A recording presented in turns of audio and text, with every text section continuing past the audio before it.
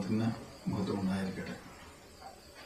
അപ്പോസ്തല പ്രവൃത്തികൾ 1-ാം അധ്യായത്തിന്റെ 8-ാമത്തെ വചനം. പരിശുദ്ധാത്മാവ് നിങ്ങളുടെ മേൽ വന്നു കഴിയുമ്പോൾ നിങ്ങൾ ശക്തി പ്രാപിക്കും. യെരുശലേമിലും യൂദയായാലും സമരിയായാലും ലോകത്തിന്റെ അതിർത്തികൾ വരെ നിങ്ങൾ എനിക്ക് സാക്ഷികളായിത്തീരും. കർത്താവിന്റെ സ്വർഗാരോഹണത്തിന് തൊട്ടുമുമ്പായി അപ്പോസ്തലന്മാർക്ക് നൽകിയ വചനമാണ്. അപ്പോസ്തലന്മാർ പരിശുദ്ധാത്മാവിന് വേണ്ടി കാത്തിരുന്ന് പെന്തക്കോസ്തിയുടെ ദിവസത്തിൽ അവർ പരിശുദ്ധാത്മാവ് കൊണ്ട് നിറഞ്ഞ് പത്രോസ് അപ്പോസ്തലന്റെ 1-ാമത്തെ പ്രസംഗം വഴി തന്നെ 3000-ഓളം പേർ സഭയിലേക്ക് ചേർക്കപ്പെട്ടു. അവർ ഒറ്റ സമൂഹമായി തീർന്നു. തങ്ങൾക്കുണ്ടായിരുന്നതെല്ലാം പങ്കുവച്ചു. അപ്പോസ്തലന്മാരുടെ കരങ്ങൾ വഴി ദൈവം അസാധാരണമായ അടയാളങ്ങൾ പ്രവർത്തിച്ചു. അവരുടെ അംഗവസ്ത്രങ്ങളും തൂവാലകളും രോഗികളുടെ മേൽ വെച്ചപ്പോൾ അവർ സൗഖ്യം പ്രാപിച്ച് എഴുന്നേറ്റു. പരിശുദ്ധാത്മാവിന്റെ ശക്തിയാലാണ് പരിശുദ്ധ സഭ നയിക്കപ്പെടുന്നത്. ഇന്നും പരിശുദ്ധാത്മാവിന്റെ ഈ ശക്തിയും സ്നേഹവും ഉൾക്കൊണ്ടുള്ള കൂട്ടായ്മയിലേക്കുള്ള വിളിയാണ് സഭാമക്കൾക്ക് ലഭിച്ചിരിക്കുന്നത്. ദൈവം നമ്മൾ ആഗ്രഹിക്കുന്ന ഇത്തരമൊരു സ്നേഹ കൂട്ടായ്മ തന്നെയാണ്.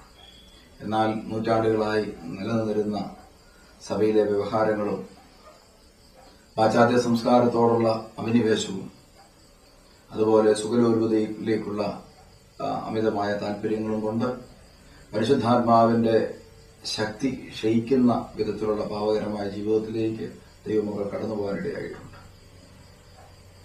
സ്വന്തം നാടിന് നൽകാൻ കഴിയാതെ പോയ സൗഭാഗ്യങ്ങൾ തേടിയുള്ള യാത്രയിൽ നമ്മുടെ അനേകം ദൈവമക്കൾ വിദേശ രാജ്യത്തും എത്തിച്ചേർന്നിട്ടുണ്ട്.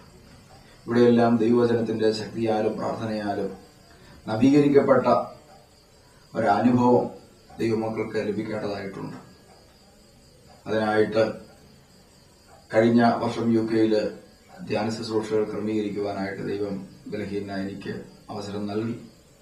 ഈ വർഷം ദൈവമക്കളുടെ ജീവിത നവീകരണത്തിന് വേണ്ടി ഒരു ധ്യാനം ക്രമീകരിച്ചിരിക്കുന്നു.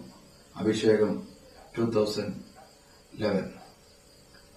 ഈ ധ്യാനത്തിൽ എല്ലാ ദൈവമക്കളെയും പ്രത്യേകമായിട്ട് ക്ഷണിക്കുന്നതോടൊപ്പം ആദിയോടന്തം ഈ ധ്യാനത്തിൽ പങ്കെടുത്ത് പരിശുദ്ധാത്മാവിന്റെ നവീകരിക്കപ്പെട്ട അനുഭവങ്ങളും രോഗസൗഖ്യവും ആന്തരികമായ സമാധാനവും ലഭിക്കുവാനായിട്ട് ദൈവമക്കൾക്ക് ഇടയാകട്ടെ. അതോടൊപ്പം കുടുംബ ജീവിത ബന്ധങ്ങൾ നവീകരിക്കുവാൻ തങ്ങളുടെ കുഞ്ഞുങ്ങളെ പരിശുദ്ധ സഭയുടെ പാരമ്പര്യങ്ങളും സുവിശേഷ അധിഷ്ഠിതമായ ഒരു ജീവിതവും പരിശീലിപ്പിക്കുന്നതിനും ഈ ധ്യാന ശുശ്രൂഷ തീർച്ചയായിട്ടും ഇടയായി തീരുമെന്ന് ഓർമ്മിപ്പിക്കുന്നു. എല്ലാ മക്കളും പ്രാർത്ഥനാപൂർവ്വം ഈ ധ്യാന ശുശ്രൂഷയിലേക്ക് കടന്നു വരണമെന്ന് ഓർമ്മിപ്പിക്കുന്നു. ദൈവത്തിന്റെ നാമത്തിന് മഹത്വമുണ്ടായിരിക്കും.